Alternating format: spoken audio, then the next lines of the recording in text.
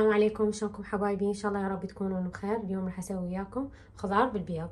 عندي هنا طماطة كرزية، خضرة اي نوع تريدون عادي، لحم مفروم، جبن ويا زبد، طبعا اني خابطتهم سوا.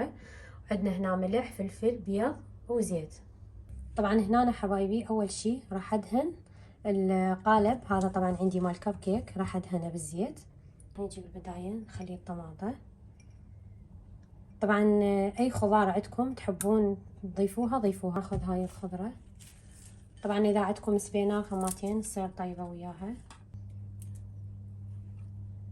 راح اضيف اللحم. طبعا اذا تحبون دجاج هماتين، صدر دجاج، سلامي، اي شي. بعدين نجي ننزل الجبن.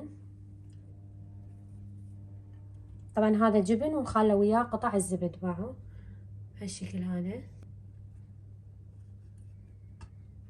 هنا حبايبي بعد ما كملت القالب صار عندي بهالشكل هذا، راح هسه اخفق البيض.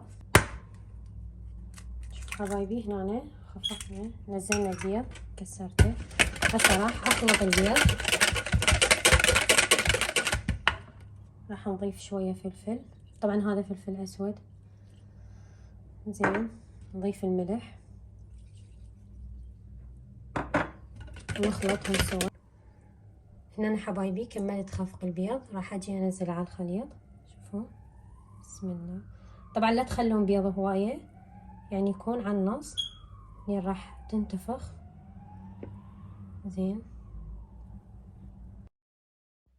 وهنا حبايبي راح نمسح القالب قبل ما ادخله الفرن، وراح ادخله الفرن على درجة حرارة 180 لمدة ربع ساعة. وهنا حبايبي هذا البيض كمان، شوفوا شلون صار. بسم الله الرحمن الرحيم. باعوا، شوفوا شلون صار.